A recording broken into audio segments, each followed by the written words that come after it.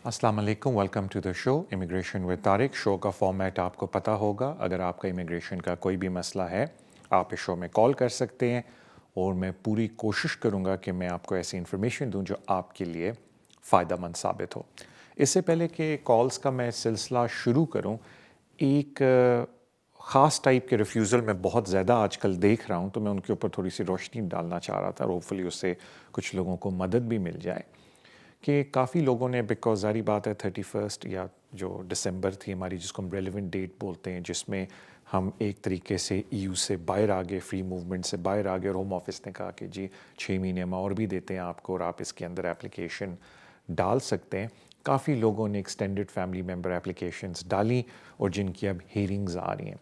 उनमें मैं common theme देख रहा हूँ कि लोगों को ये समझ नहीं आती कि आया अगर हम फाइनेंशियल डिपेंडेंसी प्रूव करना चाह रहे हैं अपने एक्सटेंडेड फैमिली रिलेटिव के साथ, हमने उस फाइनेंशियल डिपेंडेंसी को प्रूव कैसे करना है। और ये बड़ी कॉमन थीम है जो मैं देख रहा हूँ लोगों के अंदर, बिकॉज अगर आप member of same house hold हैं तो बड़ा इजी है वो केस, लेकिन हम ज़्यादातर, मैं बात करना चाहता हूँ फाइनेंशियल डिपेंडेंसी पे, बिकॉज ज़्यादातर केस मैंने देखे अपील में उस चीज़ के आते हैं। तो उसमें कानून ये कहता है कि एक तो आपने प्रूव करना है कि आप रेगुलर पैसे भिजवा रहे थे अपने एक तरह से अपने डिपेंडेंट को, या हम एक्सटेंडेड फैमिली मेम्बर की बात कर रहे हैं, और मैं भी इनका इसलिए जिक्र कर रहा हूँ कि अपीलें अब उनकी बहुत ज़्यादा आ रही हैं, और मैं जब मुझे लोग मिलते हैं, मैं रिफ्यूज़ल पढ़ता हूँ, तो उसमें कॉमन थीम देख रहा हूँ, तो मैंने कहा मैं उसको पहले डिस्कस कर लूँ। तो एक तो रिक्वायरमेंट ये है कि जी आप बैंक ट्रांसफ़र या बैंक स्टेटमेंट्स दिखाएं या रिमिटेंस रिसीट्स दिखाएं कि आपने एज एन स्पॉन्सर अपने डिपेंडेंट को ये पैसे भिजवाएं। लेकिन जो सबसे इंपॉर्टेंट चीज़ है वो आपको ये प्रूव करना पड़ता है कि अगर मैं अपने डिपेंडेंट को ये पैसे नहीं भिजवाता तो उस डिपेंडेंट, जो मेरा डिपेंडेंट है, उसका गुजारा नहीं होने लगा था। और इस चीज़ के लिए आपको थोड़ा सा डिटेल देनी पड़ती है कि वो जो डिपेंडेंट है उसके फाइनेंशियल सिचुएशन क्या है होम कंट्री के अंदर, उनके ख़र्चे कितने मंथली बेसिस पे, ताकि आप ये प्रूव कर सकें कि जी ये ख़र्चे नहीं मीट हो रहे थे मंथली बेसिस पे, तभी मैं ये पैसे भिजवा रहा था। तो उसका ब्रेक डाउन देना बड़ा इंपॉर्टेंट है। ये इज़ नॉट इम्पॉर्टेंट कि वो काम क्यों नहीं कर रहे थे, वो कानून कहता है इज़ नॉट द स्टैंडर्ड। लेकिन ये ज़रूर आप देखें, अगर आप किसी को 200 पाउंड भिजवा रहे हैं, 100 पाउंड भिजवा रहे हैं, जज को या होम ऑफिस को कैसे पता कि ये डिपेंडेंसी के पैसे हैं और इन पैसों के बगैर उनका गुजारा नहीं है, जब तक हमें उनकी लिविंग कॉस्ट का पता नहीं चलेगा। तो ये एक छोटा सा पॉइंट है, मैं थोड़ा सा रेस करना चाह रहा था। आई नो कुछ एप्लीकेशंस में काफ़ी देर लेट होगी ये बात, बिकॉज एप्लीकेशंस आपने जमा कर दी हैं, लेकिन कम से कम कोर्ट में जाने से पहले जब आप अपना बंडल तैयार करते हैं जिसमें आपने एविडेंस देना है, उसमें इन चीज़ों का ख्याल रखें। उसकी वजह ये है कि अगर खुदा न खास्ता आपका केस रिफ्यूज़ होता है तो बाद में जो आप एरर ऑफ लॉ की एप्लीकेशन डालते हैं उसमें गोल पोस्ट बड़ा छोटा होता है और उसमें आप फर्दर एविडेंस नहीं दे सकते। इट्स वेरी इंपॉर्टेंट कि इस चीज़ को शुरू में ही एड्रेस किया जाए। थैंक यू सो मच मेरी इस बात को सुनने के लिए। अपने पहले कॉलर की तरफ चलते हैं। अस्सलाम वालेकुम। Hello sir. अस्सलाम वालेकुम सर। सर मेरे दो क्वेश्चन थे। सर पहला क्वेश्चन था, जैसे मेरी वाइफ को 10 साल के बेस पर जैसे इंडेफिनेट मिली और उसकी नेशनलिटी हो गई अब 1 साल वेट करने के बाद, जी क्या मैं, जैसे मुझे भी 10 साल के बेस पर इंडेफिनेट मिली है, मैं भी जैसे नेक्स्ट डे अप्लाई कर सकता हूँ नेशनलिटी अपनी? और मेरा सेकंड क्वेश्चन है सर, जैसे ना मैं इंडिया में किसी को स्पॉन्सर करता हूँ, अगर वो वापस नहीं जाता तो उसका जैसे होम ऑफिस मेरे खिलाफ कोई एक्शन ले सकती है उसके? Thank you so much. पहले तो मैं एक सिंपल बात का जवाब दे दूं कि अगर आप किसी को स्पॉन्सर भी करते हैं और वो शख्स बाद में नहीं जाता, तो अभी तक तो ऐसा कोई ऐसी चीज़ नहीं देखी गई जिसके अंदर होम ऑफिस आपको कोई फाइनेंशियल पेनल्टी दे, बिकॉज़ ये आपके हाथ में नहीं है अगर वो बंदा ओवरस्टे करता है, बिकॉज़ आपने तो सिर्फ एक स्पॉन्सरशिप दी थी कि मेरे पास आके रहेगा। ये एक अलग बात है कि फ्यूचर में अभी तो होम ऑफिस के पास कोई ऐसा मैकेनिज़्म नहीं है कि अगर फ्यूचर में आप किसी और को स्पॉन्सर करें तो वो बोलें कि जी लास्ट टाइम आपने जब जिसको स्पॉन्सर किया था वो तो यहाँ रह गया, वापस नहीं गया, तो अब आप एक और शख्स को स्पॉन्सर करें तो हम आपकी स्पॉन्सरशिप को मानते ही नहीं है। क्योंकि स्पॉन्सरशिप की अब ऐसा कोई इंपॉर्टेंस नहीं रह गई। वो पुराने ज़माने के विज़िट वीज़े एप्लीकेशंस होती थी जिसमें स्पॉन्सर की बहुत वैल्यू होती थी। अब जिस तरीके से विज़िट वीज़े को देखा जाता है उसमें स्पॉन्सर की इतनी, आप समझ लें कि वैल्यू ही नहीं है। तो ऐसा कोई एडवर्स इफ़ेक्ट आप पे नहीं पड़ना चाहिए। ये एक स्कूल ऑफ थॉट है। आई मीन होम ऑफिस कुछ भी कर सकता है, बट दैट इज़ एक बॉटम चीज़ है। लेकिन जिस तरह मैंने अभी आपको अर्ज़ किया कि अब वो स्पॉन्सर की हैसियत नहीं रही जो पहले एक ज़माने में होती थी। अब स्पॉन्सर इज़ इर्रेलेवेंट। आप किसी को बेशक अपनी तरफ से होटल बुक करके दे दें, پہلے لوگ اس لیے پش کرتے تھے اسپانسر کے لیے کیونکہ قانون یہ کہتا تھا اگر آپ کا کوئی relative sponsor right of appeal ملے گی تو وہ اسپانسر آپ کے بہاف جا کے جب کورٹ میں کیس لڑتا تھا تو دیر واز اے 98% چانس، جو میں نے دیکھا ہے اپنے وقت میں جب ہم وزٹ اپیلز کرتے تھے وزٹ کی، کہ وہ اپیل لوگ جیت جاتے تھے. یہ میں اپنی پرسنل بات کر رہا ہوں دیکھتے ہوئے، میں اوور آل سینیریو کی نہیں بات کر رہا کہ باقیوں کی وننگ یا ویسے پرسنٹیج کیا آتی، کیا پتا ہوم آفس کی ویب سائٹ پہ پرسنٹیج تھوڑی لو ہو، 98 نہ ہو پرسنٹ ہو، بٹ میں ایک جنرل بات کر رہا ہوں. جہاں تک بات آتی ہے آپ کی نیشنلٹی اپلیکیشن کی، جب آپ کے پاس انڈیفینٹ لیو ٹو ریمین آ جائے اس وقت اگر آپ کی بیوی برٹش نیشنل ہیں تو آپ کو 1 سال اور ویٹ کرنے کی ضرورت نہیں ہے، جس کو ہم کہتے ہیں ایک پیریڈ ہوتا ہے جس میں آپ 1 سال تک انڈیفینٹ کے بعد ویٹ کرتے ہیں، آپ امیجیٹلی اپنی نیشنلائزیشن اپلیکیشن ڈال سکتے ہیں. تو at the point of settlement جب آپ کو مل جاتا ہے اس وقت آپ نے یہ دیکھنا ہے کہ آپ کی بیوی کے پاس برٹش نیشنلٹی ہے یا نہیں، اور اگر ہے تو پھر آپ کو 1 سال ویٹ کرنے کی ضرورت نہیں ہے. تھینک یو سو مچ آپ کی کال کا. اگلے کالر کی طرف چلتے ہیں. السلام علیکم. السلام طارق بھائی، مجھے آپ سے ایک کوشچن ہے. جی طارق بھائی، میری وائف جو ہے نا 10 ایئر روٹ پہ اور اس کو انڈیفینٹ مل گیا ہے، ٹھیک ہے. مجھے بہت لائر کہہ رہے ہیں کہ ابھی 10 ایئر روٹ پہ آپ کو 1 ایئر مور برٹش سٹیزن کے لیے ویٹ کرنا ہوگا. لیکن کل میرے ایک دوست کا ویزا آیا ہے، اس نے 2nd ڈے انڈیفینٹ کے بعد 2nd ڈے برٹش سٹیزن کے لیے اپلائی کیا ہے، اس کا نیشنلٹی آ گیا ہے. تو میں کنفیوز ہوں کہ میں کیا کروں. 12 منتھ تو اس کا آلریڈی 10 ایئر روٹ پورا ہو گیا، اور 10 ایئر کے بعد اس کو، اور میں آلریڈی میرے 8-9 سال میں بھی برٹش ہوں، میں برٹش سٹیزن ہوں. تو مجھے اس کے بارے میں یہ جواب دے پلیز. تھینک یو سو مچ میرے بھائی. دیکھیں اگر آپ یہ بول رہے ہیں کہ آپ کے دوست کو انڈیفینٹ ملا اور 1 سال ویٹ کرنے کی بجائے اس نے امیجیٹلی اپلائی کی نیشنلٹی، تو صرف ایک ہی صورت میں ان کو نیشنلٹی اپروو ہو سکتے ہیں. مطلب آف کورس ہوم آفس چاہے تو کچھ بھی کر سکتا ہے، لیکن اگر آپ ان کی پالیسی کو فالو کریں تو وہ کہتے ہیں کہ اگر، اور اس سے پہلے بھی یہی سوال تھا کہ اگر آپ کے اسپاؤس برٹش نیشنل ہیں تو آپ کو 1 سال ویٹ کرنے کی ضرورت نہیں ہے. جیسے ہی آپ کو انڈیفینٹ ملتا ہے آپ نیشنلائزیشن کے لیے اپلائی کر سکتے ہیں. تو مے بی آپ کے جو دوست ہیں ان کی جو اسپاؤس ہیں وہ برٹش سٹیزن ہے اور اس وجہ سے انہوں نے ویٹ کیے بغیر امیجیٹلی اپلائی کیا. جب ان کو انڈیفینٹ ملا ہے تو بالکل ان کو 1 سال ویٹ کرنے کی ضرورت نہیں. اس کے علاوہ اگر کوئی کہتا ہے کہ جی میری وائف بھی برٹش نہیں اور میں نے اپلائی کیا مجھے ایک دم مل گیا، تو میں کچھ کہہ نہیں سکتا، بیکاز ایسی کوئی میرے آگے نالج میں میرے کوئی ہسٹری نہیں ہے کسی کی جن کو میں جانتا ہوں کہ ان کی وائف بھی برٹش نہیں اور انہوں نے انڈیفینٹ لیا اور اس کے 1 سال ویٹ نہیں کیا اور امیجیٹلی اپلائی کر دی نیشنلٹی، اور ہوم آفس نے یا سیکرٹری اسٹیٹ نے ڈسکریشن ان کے حق میں استعمال کی. مجھے ایسی چیز کا نہیں پتہ، کیونکہ نارمل پرنسپل یہ ہے جس کو وہ فالو کرتے ہیں، ان کی گائیڈنس بھی بولتی ہے کہ اگر آپ کے پاس انڈیفینٹ ہے آپ نے 1 سال ویٹ کرنا ہے before applying for nationality. How ever اگر آپ کی وائف برٹش سٹیزن ہے یا آپ کے ہسبینڈ، ڈپینڈنگ آپ کون ہے، تو آپ امیجیٹلی اپلائی کر سکتے ہیں نیشنلائزیشن کے لیے. So thank you so much آپ کی کال کا. اگلے کالر کی طرف چلتے ہیں. السلام علیکم. وعلیکم السلام. میرے 2 کوشچن ہیں پلیز. جی جی ایک تو یہ ہے کہ میں نے اپنی مدر ان لا کا اپلائی کیا تھا وزٹ ویزے کے لیے اکتوبر last year online application کے ذریعے. جی تو انہوں نے جو وی ایف ایس ہے جو ان کا کیس ہے وہ بایو میٹرکس کے لیے ان کو بلایا ہے اپریل دس ایئر میں، so about 6 months after.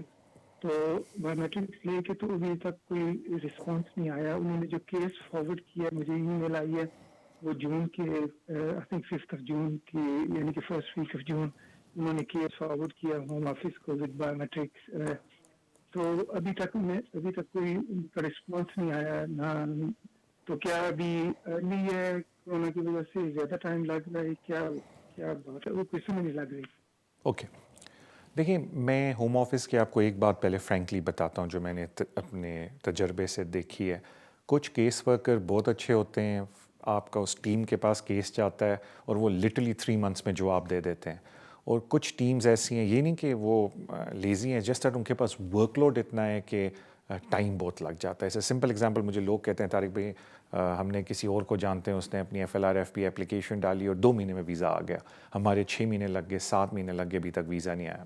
But that's how کبھی کبھی ہوم آفس کی سرٹن ٹیمز ہیں جو بہت جلدی ڈیسیجن دے دیتی ہیں فار ویریس ریزنز, اور کچھ ٹیم ہیں ان کے پاس ورک لوڈ اتنا ہے کہ ٹائم لگتا ہے. وزٹ ویزے میں بھی اگر آپ کا کیس کسی ایسی ٹیم کے پاس چلا گیا جن کا ورک لوڈ زیادہ ہے تو پھر آپ کو پیشنٹلی ویٹ کرنا ہوگا.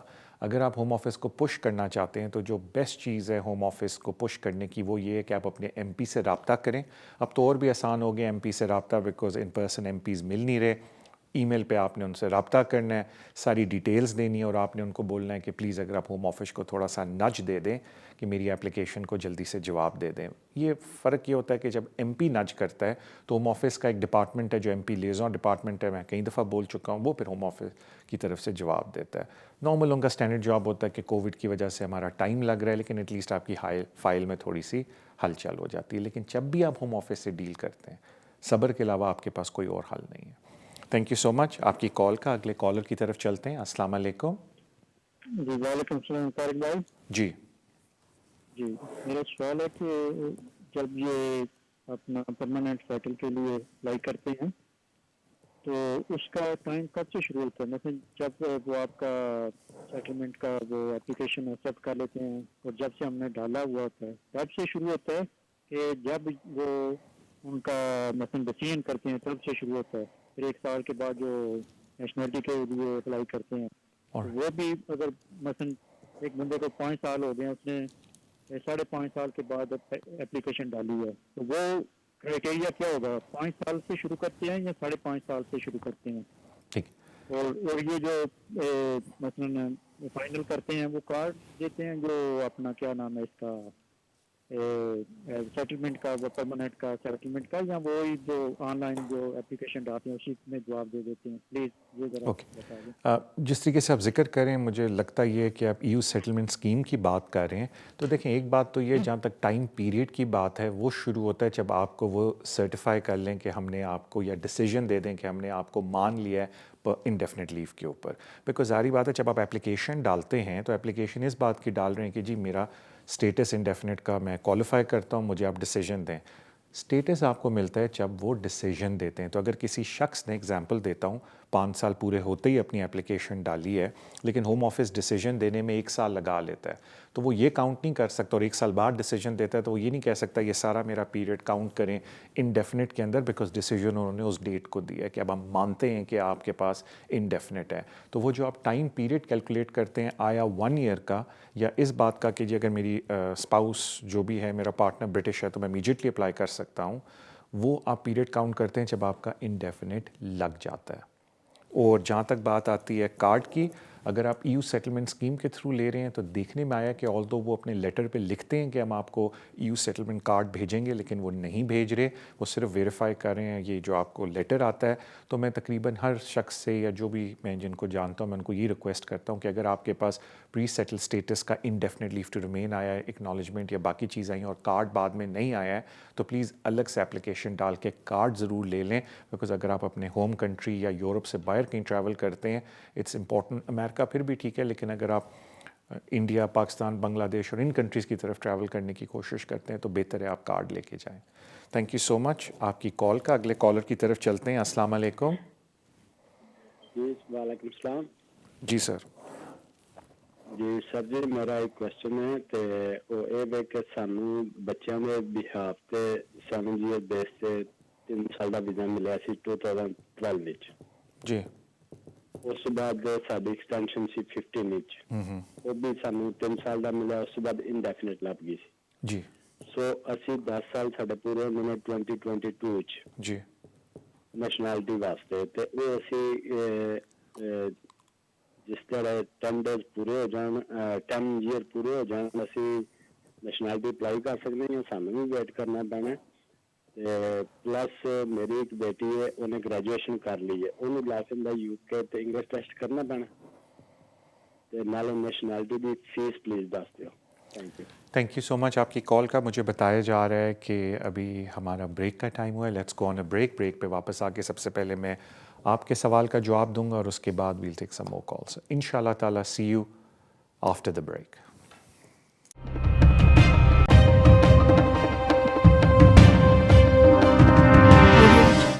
अस्सलाम वालेकुम, welcome back to the show immigration with Tariq. Break पे जाने से पहले आई थिंक जो मुझे सवाल समझ आया उसके 3 पार्ट थे।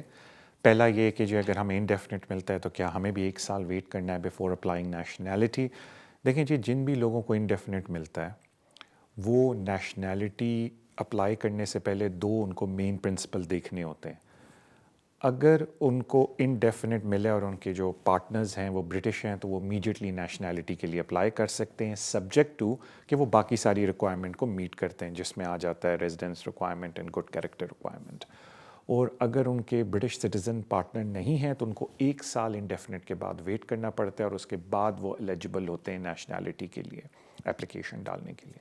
लेकिन एक बात याद रखें कि जब आप एलिजिबल भी होते हैं नेशनैलिटी के लिए एप्लीकेशन डालने के लिए तो ये आप पे फिर भी कानून अप्लाई होता है कि पिछले 10 ये जो बाकी एलिजिबिलिटी रिक्वायरमेंट्स है कि रेजिडेंस की रिक्वायरमेंट जो आपका पीरियड है वो सारा आपका पूरा हो, थिंग्स लाइक कि आपका पिछले 10 ईयर्स अगर उस 10 ईयर के अंदर आप यूके के अंदर हैं, आपने ओवरस्टे ना किया हो, कोई इमिग्रेशन कानून की ब्रीच ना की हो, जिनको हम कैरेक्टर रिक्वायरमेंट्स बोलते हैं, तो ये गुड कैरेक्टर रिक्वायरमेंट्स बोलते हैं।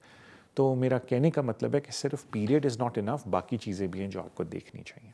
आई थिंक सेकंड आपका सवाल ये था कि मेरे बच्चों को भी इंग्लिश टेस्ट देना पड़ेगा अगर वो ओवर 18 है, तो ज़ाहिर बात है उनको इंग्लिश टेस्ट देना पड़ता है, बिकॉज जो लाइफ इन द यूके है और जो इंग्लिश एबिलिटी टेस्ट है वो हर एक पे लाजमी होता है जो ओवर 18 है और अंडर 65 है। एंड ऑफ कोर्स एक एक्सेप्शन है कि अगर खुदा न खास्ता उनको कोई मेंटल एंड फिजिकल इलनेस है, मेनली मेंटल इलनेस है, जिसकी वजह से वो टेस्ट नहीं दे पाते, तो फिर आपको एग्जेम्पशन के लिए या वेवर के लिए अप्लाई करना पड़ता है। उसका एक अलग फॉर्म है होम ऑफिस की वेबसाइट पे।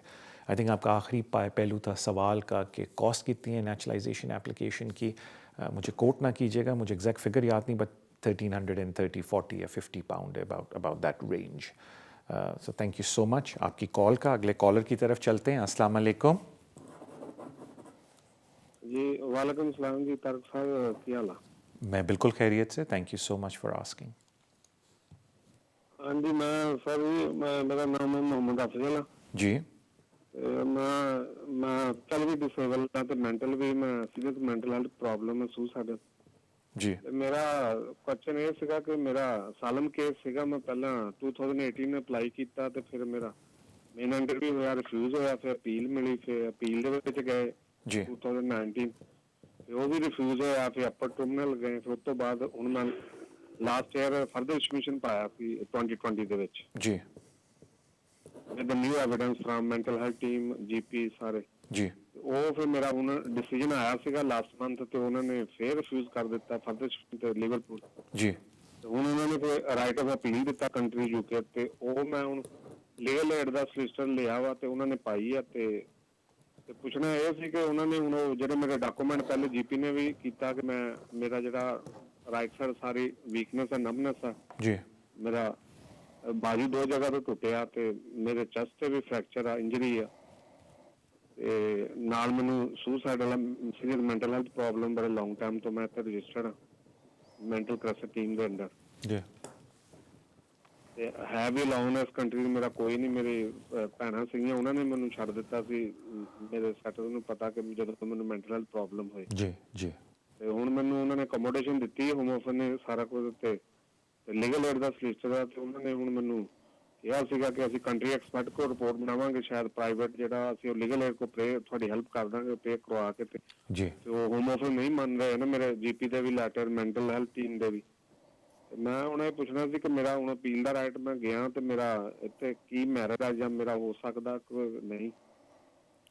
थैंक यू सो मच आपके सवाल का। देखिए, मैं आपको एक अर्ज़ कर दूं कि बड़ा इम्पॉर्टेंट है कि आप किसी कॉम्पिटेंट पर्सन के पास जाएं जिनको बहुत ज़्यादा हिस्ट्री हो, उनको बड़ा तजर्बा हो कोर्ट में जाने का और इस टाइप के केस लड़ने का, तो वो आपका केस देख के आपको प्रॉपर मशवरा दे सकते हैं कि जी कौन कौन सा एविडेंस आपको इकट्ठा करना चाहिए और अगर वो एविडेंस आपके पास अवेलेबल नहीं है तो क्या चांस है आपका अपील जीतने का कोर्ट के अंदर। मैं आपको कुछ जनरल बात बता देता हूँ। अब बात करते हैं जिन लोग को कहते हैं कि जी हमें मेंटल हेल्थ की प्रॉब्लम है, या जो लोग कहते हैं कि जी अब हमारा कोई पीछे नहीं है, तो मैं अब आपको थोड़ा सा उसका सिनेरियो बताता हूँ। मैं उसको अलग अलग खानों में डिवाइड कर देता हूँ उन चीज़ों को। जब मैं इस तरह के लोगों से मिलता हूँ तो मैं आपको एक जनरल बात बताने लगा। पहले बात कर लेते हैं मेंटल हेल्थ की। कुछ साल पहले, about not very long ago, court of appeal ने बोला कि जो मेंटल हेल्थ इलनेस है وہ بھی ایک آپ کنونشن کے اندر اس کو ریکگنائز کریں، بیکاز یہ بھی وہ کیٹیگری آف لوگ ہیں جن کو اسائلم یہاں ملنا چاہیے. لیکن اس میں زیادہ تر ان لوگوں کی بات ہو رہی ہے جو بالکل ہی آپ سمجھ لیں اس حالت میں ہیں کہ وہ اپنے کوئی ڈیسیجن خود نہیں لے سکتے. اس میں یہ ہوتا ہے کہ جو مینٹل ہیلتھ ٹیم ہے NHS کی، وہ موسٹ لائکلی ایسے لوگوں کے لیے اپوائنٹ کرتی ہے ایک لیگل گارڈین. اگر اس کا کوئی فیملی ممبر اس ملک پہ، وہ لیگل گارڈین اپوائنٹ ہوتا ہے، اور اگر کوئی فیملی ممبر نہیں ہے، وہ اکیلا ہے شخص اور موسٹ ونڈربل کیٹیگری میں آتا ہے، تو اس کی جو آپ سمجھ لیں گارڈین شپ ہے، وہ پھر کاؤنسل خود ارینج کر کے دیتی ہے کسی سوشل ورکر کے تھرو. تو کہنے کا مطلب ہے کہ وہ شخص اس کیپیسٹی میں ill ہوتا ہے کہ یقین کریں وہ کانورسیشن بھی آپ کے ساتھ نہیں کر سکتا، بیکاز وہ مینٹلی اتنا وانڈربل ہوتا ہے. تو اگر کوئی شخص کورٹ میں جا کے مینٹل ہیلتھ اس کو ایشوز ہیں، لیکن کورٹ میں جا کے بیان دے رہا ہے، ٹیلی فون پہ بات کر رہا ہے، باقی چیزیں کر رہا ہے، تو ظاہری بات ہے یہ اس وانڈربل کیٹیگری کے اندر نہیں آتا. تو وہ of course case by case depend کرتا ہے، میں ایک جنرل بات کر رہا ہوں. پھر سیکنڈ کیٹیگری کچھ لوگ کہتے ہیں کہ جی، جس طرح آپ نے بھی تھوڑا ذکر کیا کہ جی مجھے یہ ایشوز ہیں، میڈیکل پرابلمز ہیں، جن کو ہم کہتے ہیں کہ جی میڈیکل بیسس کے اوپر آپ ہمارا کیس ڈالیں. انفارچونیٹلی اللہ نہ کرے کبھی کسی کا میڈیکل بیس پہ کیس ڈالنا پڑے، بیکاز جو آرٹیکل 3 میڈیکل بیس پہ کیسز ہوتے ہیں ان کا تھریش ہولڈ بہت ہی ہائی ہے. اس میں جو مین 2 شرائط آپ کو پوری کرنی پڑتی ہیں، ان میں سے ایک یہ ہے کہ جو آپ کی بیماری ہے وہ ایسی ہے کہ جس سے آپ کی لائف ایکسپیکٹنسی ڈمینش ہو گئی ہے، یعنی کہ اگر آپ کی یہ بیماری کا علاج آپ کو نہ ملا تو آپ یو کین پاس اوے، اور یہ علاج آپ کی ہوم کنٹری میں اویلیبل نہیں ہے. سو اتنا آپ سمجھ لیں کہ سخت کرائٹیریا ہے آرٹیکل 3 کا جو میڈیکل گراؤنڈ پہ ہوتا ہے. پھر آ جاتے ہیں ہم تیسری چیز کے اوپر کہ لوگ کہتے ہیں جی ٹھیک ہے اگر یہ بھی نہیں، لیکن پھر بھی میری یہ پرابلم ہے، میری وہ پرابلم ہے، میری جینون پرابلمز ہیں. تو وہ سارا ایک طرح سے آ جاتا ہے ایکسیپشنل سرکمسٹانسز میں، جس میں ہم ہیومن رائٹ کی اپلیکیشن بولتے ہیں. اس میں قانون یہ کہتا ہے کہ آپ کو یہ پروف کرنا ہوتا ہے کہ they are very significant obstacle, کہ آپ اپنی ہوم کنٹری میں جا کے نہیں رہ سکتے. تو اس میں پھر یہ چیزیں آ جاتی ہیں کہ جو لیول آف ٹریٹمنٹ آپ کو ادھر مل رہی ہے وہ لیول آف ٹریٹمنٹ پاکستان میں اویلیبل ہے. اگر آپ فار ایگزامپل پاکستان میں اویلیبل ہے، اور اگر آپ انڈیا میں اویلیبل ہے، یعنی ایکسپینسو ہے، نان ایکسپینسو ہے، اسٹیٹ پرووائڈ کر سکتی ہے، یعنی تو یہ ساری چیزیں پرووائڈ کر کے دینی ہوتی ہیں. اور ظاہری بات ہے کبھی کبھی اگر شخص یا کسی انسان کے پاس اتنے ریسورسز نہیں ہیں کہ وہ ان چیزوں کو پتہ کر پائے، تو پھر کنٹری ایکسپرٹ کی اوپینین لی جاتی ہے. ہاؤ ایور میں اتنا بول دوں کہ ریسنٹلی کورٹ آف اپیل میں بھی کنٹری ایکسپرٹس کو بھی کرٹیسائز کیا گیا ہے، بیکاز ججز کو بولا گیا ہے کہ اتنا بھی زیادہ ریلائنس نہ کریں کنٹری ایکسپرٹ کے اوپر، زیادہ تر آپ سبجیکٹیو ٹیسٹ اپلائی کریں. سو اٹس اے کیچ 22 ہے ہر چیز کے اندر. تو میرا کہنے کا مطلب یہ ہے کہ اٹ از ویری امپورٹنٹ کہ آپ جب کسی کمپٹنٹ پرسن کے پاس جاتے ہیں تو وہ پھر، کیونکہ ان کا تجربہ ہوتا ہے ان ساری چیزوں کا، تو وہ پھر آپ کو کم از کم یہ ضرور بتا سکتے ہیں کہ لکنگ ایٹ یور کیس آپ کے کیس میں میرٹ کتنے ہیں، تاکہ آپ کو، میں یہ نہیں کہتا نا امید ہوں یا امید ہوں، باٹم لائن یہ ہوتی ہے کہ شخص کو پتہ ہو کہ اگر میں کیس لڑ رہا ہوں اس کے اندر میرٹ کتنا ہے. اور merit is more important, because دیکھیں میں ایک بات ہر ایک کو بولتا ہوں، میں جو مجھے پرائیویٹلی بھی ملتے ہیں میں ان کو بولتا ہوں کہ یہ نہ مجھ سے پوچھا کریں کہ جی کیس ڈال سکتے ہیں، یعنی کیس ہر کوئی ڈال سکتا ہے.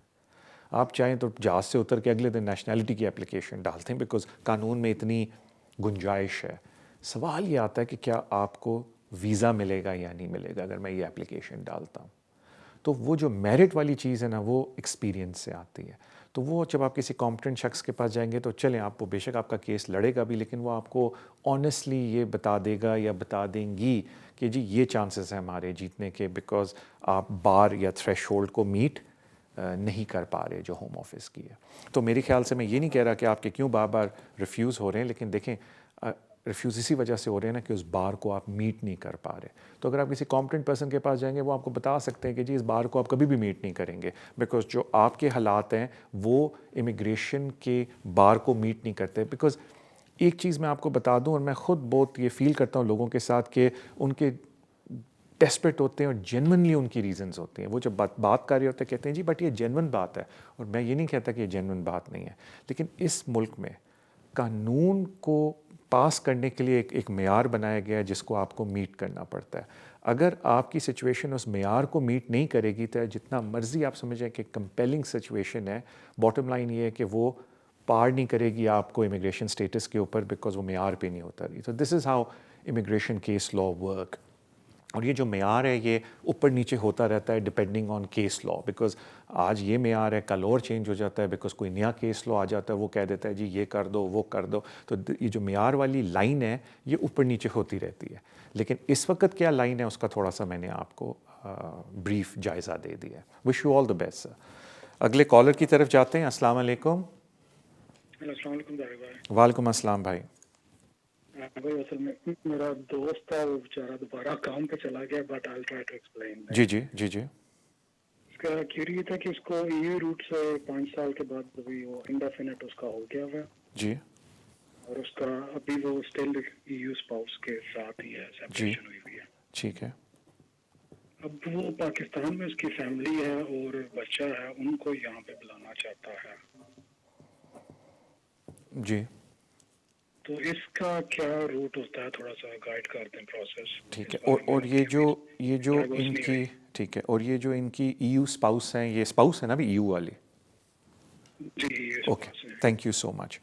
देखें, थैंक यू सो मच. देखें, जहाँ तक बात आती है अगर आपके पास इनडेफिनेट लीव टू रिमेन है तो उसका मतलब ये होता है कि आप डिपेंडेंट नहीं हैं अपने स्पाउस के ऊपर. ये अप्लाई होता है जो लोग यू लॉ के अंडर होते हैं और ये अप्लाई होता है जो लोग स्पाउस वीज़े पे होते हैं, क्योंकि अब यू लॉ के भी अंडर 5 साल का वीज़ा है, स्पाउस पे भी 5 साल का वीज़ा है. तो जब तक आप यू लॉ में unless retained right of residence लें, वो एक अलग बात है.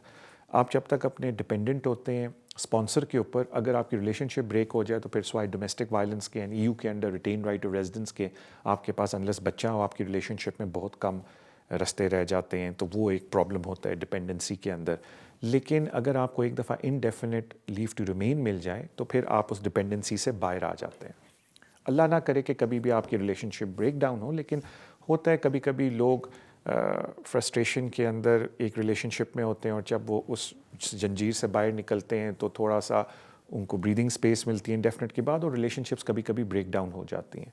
अगर आपकी रिलेशनशिप ब्रेक डाउन होगी तो एक बात का ख्याल रखें कि अगर आप कहीं अपनी होम कंट्री में जाके शादी करते हैं तो वो पोलीगोमस मैरिज कंसिडर होगी, बिकॉज इस मुल्क का कानून ये है कि आप एक वक्त में 2 शादियां नहीं कर सकते.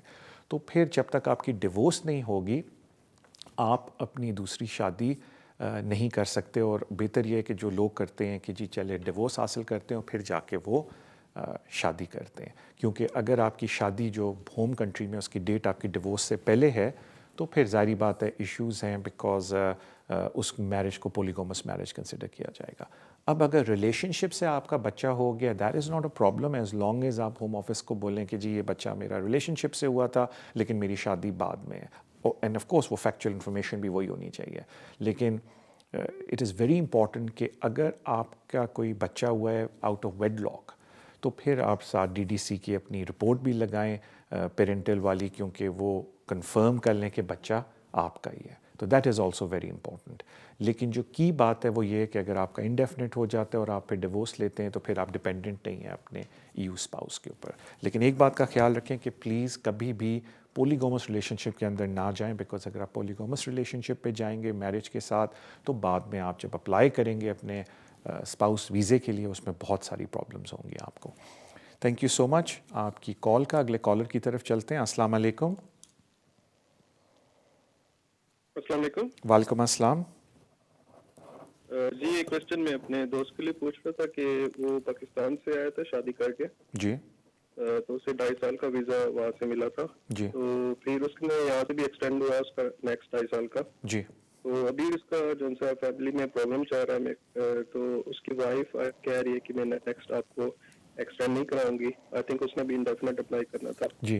तो उसमें उसकी क्या अभी सिचुएशन होगी कि वो वापस तो नहीं जाना चाहता जी. तो नेक्स्ट उसका क्या अभी इसमें सोल्यूशन हो सकता है? ओके. और उनके चिल्ड्रन हैं? नहीं, कोई बच्चे कोई okay. Thank you so much भाई आपकी कॉल का. मुझे बताया जाता है कि तारिक भाई अब हमारा ब्रेक का टाइम आ रहा है. Let's go on a break. Break से वापस आके I answer this question first, फिर हम और भी कॉल्स लेंगे. जाने से पहले thank you so much for your love and support जो आप सोशल मीडिया पे शो को देते हैं. प्लीज़ कीप डूइंग दैट, उससे हौसला अफजाई होती है. So let's go on a break. Break से वापस आके मैं पहले इस सवाल का जवाब दूंगा, फिर हम और भी कोई कॉल्स लेंगे. सो इंशाल्लाह ताला see you after the break.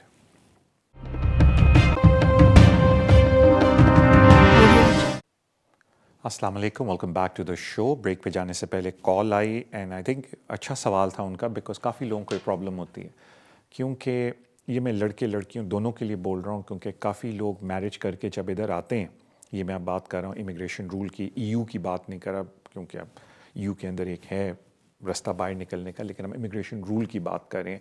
जो स्पाउस वीज़े पे आते हैं अपेंडिक्स FM पे, ऑफ कोर्स नए वाले जो आ रहे हैं यू पे, वो भी अपेंडिक्स FM पे आ रहे हैं, लेकिन अभी हम बात कर रहे हैं जो लोग 2.5 साल के वीज़ों पे आते हैं।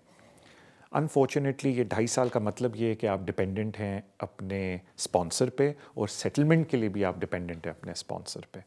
अब जहाँ तक सेटलमेंट की बात आती है, अगर तो आपका समझ लें कि कोई औलाद है, एंड ऑफ कोर्स द औलाद is a qualifying child. Qualifying child का मतलब ये होता है कि या उनके पास ब्रिटिश सिटीजनशिप है, या वो बच्चा 7 साल से इस मुल्क में रह रहा है, तो फिर तो इट इज़ आप बच्चे की बेस पे भी अप्लाई कर सकते हैं। अनफॉर्चुनेटली फिर सेटलमेंट अप्लाई नहीं करेंगे, फर्दर एक्सटेंशंस आप अप्लाई करेंगे, क्योंकि फिर आप वो पेरेंट रूट पे आ जाएंगे। हाउएवर अगर आपकी कोई बच्चा भी नहीं है आपकी रिलेशनशिप से, तो फिर बंदा थोड़ा प्रिकेरियस पोजीशन में आ जाता है, बिकॉज सारी बात है जो आपका स्पॉन्सर है वो आपको मैनिपुलेट कर सकता है। And I have seen cases जहाँ स्पॉन्सर मैनिपुलेट करते हैं अपने स्पाउसेस को, रादर देन कि वो उनको इंडेफिनेट दिलवाएं, वो उनको चाहते हैं कि फर्दर एक्सटेंशंस मिले, ताकि एक तरह से वो उनके कंट्रोल में हो। अब उनके पास सिर्फ जो एक रास्ता रह जाता है वो डोमेस्टिक वायलेंस एप्लीकेशन का। अब इससे पहले कि मैं डोमेस्टिक वायलेंस एप्लीकेशन में एक बहुत बहुत बहुत इंपॉर्टेंट बात बताऊं, पहले मैं एक बात छोटी सी कर दूं कि एक बड़ा मिथ है लोगों का कि जी डोमेस्टिक वायलेंस का मतलब है कि कोई फिज़िकल हार्म मेरे ऊपर हो। डोमेस्टिक वायलेंस का ये भी मतलब है कि अगर आपको कोई इमोशनल और साइकोलॉजिकल टॉर्चर मिल रहा हो, जिसमें ये आ जाता है कि आपके फाइनेंसेस को कंट्रोल किया जा रहा है, आप बाहर कब जा रहे हैं अंदर कब आ रहे हैं उस बात को कंट्रोल किया जा रहा है, एंड मोस्ट इंपॉर्टेंटली आपकी वीज़ा कैटेगरी इंडेफिनिट में ना कन्वर्ट हो उसको भी कंट्रोल किया जा रहा है। ये सारे इश्यूज़ जो हैं साइकोलॉजिकल में आते हैं, और ये सारे विक्टिम ऑफ डोमेस्टिक वायलेंस की कैटेगरी के अंदर आते हैं। तो कहने का मतलब ये है कि इस चीज़ को दिमाग से निकाल दें कि जी डोमेस्टिक वायलेंस सिर्फ ये होता है अगर मुझे कोई फ़िज़िकल ज़रब लगे। जो इमोशनल टॉर्चर है, जो इमोशनल स्ट्रेस है आपको, ये भी डोमेस्टिक वायलेंस के अंदर आता है। अब आ जाते हैं जो बहुत बहुत बहुत इंपॉर्टेंट चीज़ है डोमेस्टिक वायलेंस केसेस में, जो मैं सारों को बताना चाहता हूँ। पहली बात कि अगर आप सोच भी रहे हैं कि आपने डोमेस्टिक वायलेंस का केस डालना है, तो प्लीज़ टेबल ऑफ एविडेंस को गौर से देखें। Table of evidence home office ने अपनी पॉलिसी के अंदर दिया हुआ है, जो ये बोलता है कि अगर आप डोमेस्टिक वायलेंस के विक्टिम हैं, हमें ये एविडेंस आपसे चाहिए। क्यों डोमेस्टिक वायलेंस केसेस में एविडेंस बहुत इंपॉर्टेंट हो गया, मैं पहले आपको एक्सप्लेन करता हूँ। पहले ज़माने में ये होता था कि जब कोई शख्स डोमेस्टिक वायलेंस का केस डालता था, होम ऑफिस रिफ्यूज़ करता था, तो राइट ऑफ अपील मिलती थी, और like all the appeals court में जाके आप अपनी भड़कास और अपने दिल से कोई बातें बता सकते थे और एविडेंस साथ जोड़ सकते थे, और अगर आपका केस आर्ग्यूबल है, जज आपको डोमेस्टिक वायलेंस अप्रूव करके दे देता था। फिर कानून में चेंज आया, उन्होंने कहा होम ऑफिस ने कि जी जो भी डोमेस्टिक वायलेंस की आप एप्लीकेशन डालेगा उसको राइट ऑफ अपील नहीं मिलेगी, एडमिनिस्ट्रेटिव रिव्यू मिलेगा। तो उसमें नुकसान ये हो जाता है कि एक तो एडमिनिस्ट्रेटिव रिव्यू बड़ा लिमिटेड स्कोप के अंदर है, आप कुछ भी नहीं कह सकते सिवाय जो आपकी स्टेटमेंट्स हैं, और बाद में अगर एडमिनिस्ट्रेटिव रिव्यू रिफ्यूज़ होता है तो आपको जुडिशल रिव्यू करना पड़ता है। वो एक अलग इशू है, बिकॉज अगर जुडिशल रिव्यू की स्टेज पर आप चले जाते हैं 3C ख़त्म हो जाता है, और फिर राइट ऑफ वर्क के ऊपर भी इशू हो जाता है। सो कहने का मतलब है कि now it is more important कि जो आप डोमेस्टिक वायलेंस की एप्लीकेशन डालते हैं उसमें आप टेबल ऑफ एविडेंस को प्रॉपर तरीके से एड्रेस करें। हाँ, बीच में अभी रिसेंटली कोर्ट ऑफ अपील का एक केस आया है, क्योंकि उससे पहले थोड़ा सा हम ग्रे एरिया में ये बोलते थे, जिस तरह मैं अपनी बात करता हूँ, मैंने अपने शो में भी बोला, तो मैं खुल के कहता हूँ, मैं लोगों को ये कहता था कि अगर आप डोमेस्टिक वायलेंस का एप्लीकेशन डाल रहे हैं तो साथ ह्यूमन राइट भी बीच में डाल दें, और बोलें कि जी हमारा ह्यूमन राइट का भी केस है। बट कोर्ट ऑफ अपील ने अब रिसेंटली बोल दिया कि इस तरह नहीं हो सकता। अगर आप ह्यूमन राइट का केस डाल रहे हैं तो आप ह्यूमन राइट की एप्लीकेशन डालें, और अगर आप डोमेस्टिक वायलेंस का केस डाल रहे हैं तो that is on domestic violence. तो आप उसमें कंबाइन नहीं इस तरह कर सकते। तो वेल इट्स अनदर, आप समझ लें, हिट है लोगों को। बट आई थिंक अपील जितनी ज़्यादा स्क्वीज़ होगी ना, पहले हर चीज़ में अपील राइट मिलता था एक ज़माने में, that was better to be honest with you. लेकिन वो appeal rights I think courts अपने बर्डन को कम करने के लिए या लेजिस्लेशन में कम होता जा रहा है, which I am not a big fan of. But this is how the life is इस वक्त। सो प्लीज़ किसी कॉम्पिटेंट शख्स के पास जाएं, लेकिन अगर आप विक्टिम है डोमेस्टिक वायलेंस के, जो टेबल ऑफ एविडेंस है वो बहुत बहुत बहुत ज़रूरी है, प्लीज़ उसको ना भूलिएगा उस बात को। थैंक यू सो मच आपकी कॉल का। अगले कॉलर की तरफ चलते हैं। अस्सलाम वालेकुम। जी कैसे करेंगे? आपकी मुझे आवाज़ बिल्कुल क्लियर नहीं आ रही है, डू अपोलोजाइज। हेलो, आप सुन सकते हो अभी? जी जी बोले। हेलो, जी जी एक्चुअली या you can hear me now? I can barely hear you, but please carry on. I'll try my best to answer your question. Actually मेरा 10 years रूट में मेरे को परमिट मिला था Uh-huh. 2020 अगस्त पे। अभी आफ्टर 1 year उसका मेरे को रिप्लाई आया अभी 21 अगस्त पे 6 में। और एक्चुअली मेरा फैमिली में 2 बच्चे और मेरा था कि तो मेरा बेटा का वो लोग ने इमीडिएटली विद इन 3 months वो लोग ने दे दिया था। और मेरा after 1 year this August I got my permission. उसमें मेरी बेटी के लिए मेरा बेटी का फॉर्म पे वो लोग ने डेट सब कुछ डाला हुआ है, you are granted so and so date your expiry like this. मेरे जो एप्लीकेशन पेपर में डेट वगैरह कुछ डाले नहीं वो लोग ने, just they have mention that I have granted, they have granted 30 months as a family route. Actually उसमें अभी मेरा बायोमेट्रिक कार्ड का भी अभी कुछ जवाब ही नहीं है, इतना आफ्टर अगस्त अभी तक कुछ भी मिला ही नहीं। मैंने एमपी से भी थ्रू किया था, उनके भी लेटर लिखा था, तब भी वो लोग ने भी कुछ कंसिडर नहीं किए। एक्चुअली मेरा बेटा का अलग एप्लीकेशन किया था, मेरा और मेरे बेटी का साथ में, और उसमें मेरा हस्बैंड का first application as a dependent डाले थे मेरा एप्लीकेशन के साथ। मेरा हस्बैंड का न्यू एप्लीकेशन, फर्स्ट एप्लीकेशन मेरा बेटे को अटैक में डाला हुआ था। तो इसके बाद में मेरा आफ्टर 1 year मेरा हस्बैंड को वो लोग ने नहीं दिया, और मेरा बेटी का जवाब वो लोग ने दे दिया है। तो वही, क्योंकि मेरा हस्बैंड को 2008 में उसका जरा क्रिमिनल का रिकॉर्ड आया था, no it's been so many years, वो कुछ नहीं किया, अभी डायरेक्टली एप्लीकेशन में ही डाल दिया था डिपेंडेंट में। I just want to know कि भाई इतना मेरा हस्बैंड को वो लोग अभी तक रिप्लाई नहीं दिया, और मेरा बेटी का दे दिया। बेटी में डेट सब कुछ है, और मेरा इसमें डेट वगैरह कुछ मेंशन नहीं किया। और हमने एमपी को भी कंसल्ट किया, वो लोग ने रिप्लाई में ऐसे डाला बिकॉज ऑफ टेक्निकल इशू, इसके लिए मेरा बायोमेट्रिक कार्ड नहीं हो रहा है। अगस्त से अभी कितना मंथ हो गया, अभी तक बायोमेट्रिक कार्ड का भी कुछ रिप्लाई नहीं है इसके लिए। क्योंकि मेरा बेटा 18 का हो गया, ओवर 18, उसका सेपरेट डाल दिया। भी मेरी बेटी 18 की है, साथ में मेरा बेटी का डाल, and extra as a new application मेरा हस्बैंड का डाला हुआ है। Thank you so much. आपकी मेरे को जरा समझाएंगे please? Alright, thank you so much. मेरा हस्बैंड का कब तक वो लोग रिप्लाई देंगे, क्योंकि अभी तक कुछ जवाब ही नहीं है इसके लिए। प्लीज, मैं टीवी में सुनती हूँ। Okay, thank you very much. Thank you so much. Bye. जी मैं आपस टीवी पे अपना सवाल मेरा जवाब सुन लें। देखिए, मैं इस बात पे नहीं जाना चाहता कि किस तरीके से एप्लीकेशन डली, बाद में डली, पहले डली, because I am not dealing with the case. मैं एक जनरल बात बता देता हूँ कि अगर आपने एप्लीकेशन डाली है, और ये अक्सर हो जाता है कि होम ऑफिस बोलता है हमने आपको वीज़ा दे दिया, और बाद में थोड़ा टाइम लगता है, it is just an administrative delay. सवाए सब्र के एंड अपने एमपी के थ्रू आप उनसे ज़िक्र करें, उसके अलावा आप कुछ भी नहीं कर सकते। To be very very frank with you, मैं आपको एक और छोटी सी एग्जांपल देता हूँ जो अभी किसी के साथ हुआ कि उन्होंने उनको वीज़ा दे दिया आफ्टर वेरी लॉन्ग टाइम, लेकिन पीरियड कम दिया।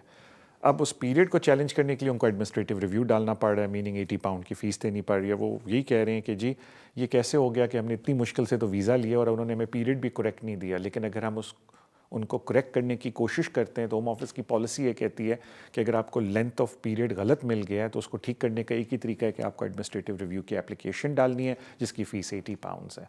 वो अलग बात है कि अगर ये जीतते हैं वो 80 पाउंड बाद में वापस मिलेंगे, लेकिन शुरू में तो कॉस्ट ये सारी जा रही है ना, लीगल कॉस्ट इन 80 पाउंड। तो कहने का मतलब है कि they are sir administrative procedures home office के जिनको दुरुस्त करने में टाइम लगता है एंड कॉस्ट भी लगती है। सो स्वाई पेशेंस के there is nothing much you can do. So please patience से काम लें। आप एक काम बिल्कुल ठीक कर रही हैं, doing the right thing, asking your MP to interfere on your behalf, and then just be patient, और फिर देखते हैं कि होम ऑफिस क्या जवाब देता है। अनफॉर्चुनेटली मैं इसके अंदर इससे ज़्यादा आपको कुछ भी नहीं कह सकता। Just be patient. Thank you so much आपकी कॉल का। अगले कॉलर की तरफ चलते हैं। अस्सलाम वालेकुम। वालेकुम अस्सलाम। जी सर। जी सर, मैं ना पाकिस्तान से भी बात कर रहा हूँ। मैं ना, मेरा कज़न है, उसके ना वालिदैन दोनों वफात पा चुके, काफ़ी देर हो चुकी है, और वो अपनी ना नानी के पास रहता है, और उनके नानी भी अभी काफ़ी एज हो चुकी है उनकी ना, वो उन्हें सही तरह संभाल नहीं सकते। تو ان کا نا ایک میری آنٹی ہیں یو کے میں, وہاں کے ریزیڈنٹس ہیں لیکن کام نہیں کرتے وہاں پہ, صرف ان کا نا جو شوہر ہے وہی کام کرتے ہیں. اور وہ انہوں نے گارڈین کا کیس پہ نا وہ گارڈین اپنے آپ کو شو کروا کے نہیں یہاں پہ یو کے میں بلانا چاہتے ہیں, تو اس کے لیے کیا پروسیجر ہے آپ کا, اگر آپ گائیڈ کر دیں تو. اوکے, تھینک یو سو مچ. دیکھیں, جہاں تک بات ہوتی ہے کہ اگر کوئی یو کے میں کپل ہے جو اڈاپٹ کرنا چاہتے ہیں کسی بچے کو بیک ہوم, تو پہلا جو سٹیپ ہوتا ہے کہ ان کو اپنی لوکل کاؤنسل سے بات کرنی پڑتی ہے اور ایک سرٹیفکیٹ لینا پڑتا ہے جو کہ ایک طرح سے ان کی ایلیجبلٹی کو وہ ڈکلیئر کرتے ہیں کہ یہ اڈاپشن کر سکتے ہیں. وہ جو پروسیس ہے اس کے لیے ان کو اپنے کاؤنسل سے پوچھنا پڑتا ہے. بڑا سملر پروسیس ہوتا ہے آلموسٹ ہر کاؤنسل کا, اور اس پروسیس کے اندر تقریباً 4 to 5 6 months لگ جاتے ہیں ڈپینڈنگ آن کہ کاؤنسل کتنے انفارمیشن مانگتا ہے فائنینشیل اینڈ دوسرے سرکمسٹانسز کے, اینڈ آر دے سیٹسفائڈ کہ جو آپ ایکسپلینیشن دے رہے ہیں وہ ان کے لیے از وائبل اور ان کی کرائٹیریا کے اندر وہ چیز بیٹھتی ہے. تو وہ ایک اسیسمنٹ ہے جو کاؤنسل لوکل کاؤنسل کر کے دیتی ہے کہ ایسے پوٹینشیل کپل کے لیے جو اڈاپشن کرنا چاہتا ہے. تو یہ تو پہلا سٹیپ ہو گیا. پھر اس کے بعد جس ہوم کنٹری میں وہ اڈاپٹ کرنا چاہتے ہیں وہاں کے لوکل کورٹس کے تھرو ان کو اڈاپشن کرنی پڑتی ہے اس چائلڈ کی. تو وہ جو لوکل فیملی کورٹ ہوتا ہے اس کنٹری کا, اس کے حساب سے اس لا کے تحت ان کو پراپر لیگل گارڈین شپ لینی ہوتی ہے. جب یہ 2 سٹیپس ہو جاتے ہیں تو پھر تیسری سٹیپ پہ وہ ہوم آفس کو اپلائی کر سکتے ہیں. سو سٹیپ 1 لوکل کاؤنسل سے بات کر لیں, ایکسکیوز می. سٹیپ 2 پھر اپنے لوکل کنٹری میں جو کورٹس ہیں اس کے تھرو لیگل گارڈین شپ لیں. سو یہ 2 سٹیپ کرنے بڑے ضروری ہیں اس سے پہلے کہ آپ امیگریشن کے لیے اپلائی کریں. میں 3rd کنٹری کے اوپر اس لیے نہیں جا رہا کہ مجھے پتہ ہے کہ موسٹ لائکلی آپ کا ذکر پاکستان کے اوپر ہوگا جو 3rd کنٹری لسٹ میں نہیں ہے. So you be okay there. اب میں نے سے اوکے دیر کہ آپ کو یہ اسٹیپس کرنے پڑیں گے. So 1 2 and then the 3rd step. Thank you so much آپ کی کال کا. اگلے کالر کی طرف چلتے ہیں. السلام علیکم. طاہر بھائی السلام علیکم. وعلیکم السلام. ہاں جی بھائی ٹھیک ہے الحمدللہ میں بالکل خیریت سے. تھینک یو جی. ہاں جی میں تھوڑا سا ٹائم آپ سے لینے ہیں. میرے 2 کوسچن ہیں. آپ لاسٹ منتھ آپ سے میری بات ہوئی تھی جی بیٹے کے بارے میں نا. اس کا پہلا افینس بھی وائلنس کا تھا, پھر اس کو لے لیا گیا تھا, ڈیپوٹیشن آرڈر ہو گئے تھے, پھر ہم نے اپر ٹرائبونل میں جیت لیا تھا, پھر ان بٹوین اس نے گاڑی مار دی, اس کا بھی ہو گیا, اس کو سزا ہو گئی 18 مہینے کی. آپ نے کہا تھا, میں نے بتایا تھا کہ 4 مہینے سے اس کو وہ نہیں مل رہا, ڈیپوٹیشن کے آرڈر نہیں آئے, لیکن اب انہوں نے 1 اسٹاپ کے آرڈر دے دیے ہیں. ہم نے کہا تھا سولیسیٹر کے تھرو کروائے کیونکہ ان کی بیوی اندھی ہیں, بچوں کا پرابلم ہے, وہ سارا کر کے ہم نے بھیج دیا, لیکن پھر وہی مہینہ پھر ہو گیا ہے, کوئی جواب نہیں ہے. بس اس بارے میں نے پوچھنا ہے کہ اگلا اسٹیپ کیا ہوگا. اور دوسرا ہے, میں نے اپنے آپ کے لیے کوشچن کرنا ہے کہ میں نے برٹش پاسپورٹ اپلائی نہیں کیا ہوا تھا, میری عمر 65 سال ہو گئی ہے, آیا مجھے انگلش کا ٹیسٹ دینا پڑے گا یا کیا مطلب ہے, کوئی اس بارے میں مجھے آپ نے بتانا ہے کہ کیا میں کروں. alright, تھینک یو سو مچ. جہاں تک بات ہے انگلش ٹیسٹ کی, اگر آپ کی ایج 65 سے اوپر ہے تو پھر آپ کو انگلش ٹیسٹ دینے کی ضرورت نہیں ہے. اگر آپ 65 سے کم ہے تو انگلش ٹیسٹ دینا ہے انلیس آپ ڈاکٹر کی ایگزیمشن رپورٹ لگائیں. جہاں تک بات ہے آپ کے بیٹے کی, اگر آپ نے لیگل ریپرزنٹیشن کی ہوئی ہے ہوم آفس کو تو آپ کو ویٹ کرنا پڑے گا. اور یہ جو ہم ان کو کہتے ہیں CCD کیسز, ان میں یہ ہوتا ہے کہ آپ کو ڈائریکٹ ایکسیس ہوتا ہے کیس ورکر کے پاس, اور مجھے تجربے سے پتہ ہے کہ آج کل CCD کیسز کے اندر ٹائم بہت زیادہ لگ رہا ہے. یو لوکنگ ایٹ لیسٹ, میں کہنا نہیں چاہتا بٹ لمبا ٹائم, بیکاز اتنا وہ آج کل ٹائم لے رہے ہیں. تو اگر وہ ابھی بھی پریزن میں باہر نہیں نکلے تو پھر آپ کو لائسنس پریمیسز کے لیے اپلیکیشن ڈالنی چاہیے. میرے خیال سے بہتر ہے آپ اپنے لیگل ریپرزینٹیٹیو سے بات کریں جو یہ سارا کیس آپ کا مینیج کر رہے ہیں, تو وہ آپ کو سمجھا دیں گے کہ آیا ان کو آلریڈی, اور کیا پتہ, میں نے اس بات سے آپ سے پوچھا نہیں, کیا پتہ ان کو چھوڑ دیا اور وہ آلریڈی باہر ہوں ابھی, تو پھر بھی آپ کو CCD کیسز میں ویٹ کرنا پڑتا ہے, اس میں ٹائم لگتا ہے, وہ اتنی جلدی آج کل ڈیل نہیں ہو رہے. مجھے اب بتایا جاتا ہے کہ ہمارا شو اختتام پہ آیا ہے, بھی ہمارا ٹائم بھی ختم ہونے کو آیا ہے. Thank you so much for your love and support جو آپ سوشل میڈیا پہ اس چینل کو دیتے ہیں, immigration with Tariq. Please keep doing that. اور آپ جتنا زیادہ سبسکرائب کرتے ہیں اتنی حوصلہ افزائی ہوتی ہے. میں پوری کوشش کرتا ہوں کہ ہر ویک کوئی ایسی انفارمیشن, زیادہ سے زیادہ انفارمیشن دوں آپ کے لیے. کچھ سوال ریپیٹ بھی ہوتے ہیں, کوئی پرابلم نہیں اس کے اندر, بٹ آئی ہوپ کہ میں آپ کو ایسی انفارمیشن ہر ویک دوں جو کم از کم آپ کے لیے فائدہ مند ہو. میری طرف سے اللہ حافظ. آپ سے ملاقات اب اگلے ہفتے ہوگی. اپنا خیال رکھیں. خدا حافظ.